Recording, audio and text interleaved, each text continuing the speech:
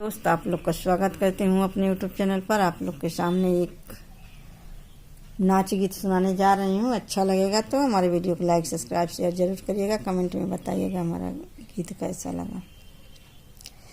Airport पे जहाज भइनी late हो, पिया घर ही ना अइले। एयरपोर्ट पे जहाज भई लेट हो, पिया घर ही ना अइला।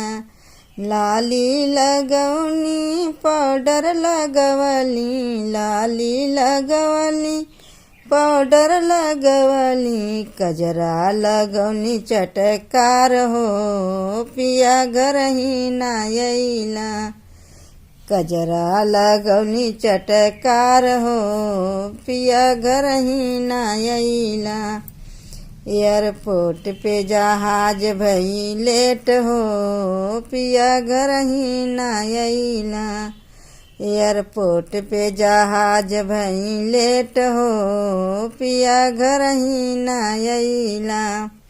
चूड़िया पहिनली कंगना पहिनली, चूड़िया पहिनली कंगना पहिनली। मेहंदी लगाए लाल लाल हो, पिया घर ही ना अइला। मेहंदी लगाए लाल लाल हो, पिया घर ही ना अइला।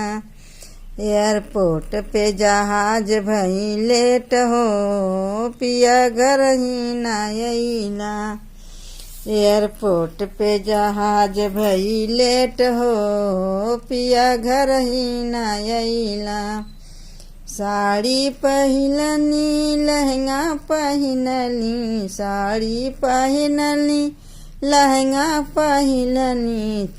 चुनरी ओढ़ी ना लाल लाल हो, पिया घर ही ना अइला।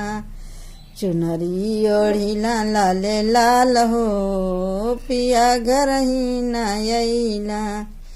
एयरपोर्ट पे जहाज भई लेट हो, पिया घर ही ना अइला।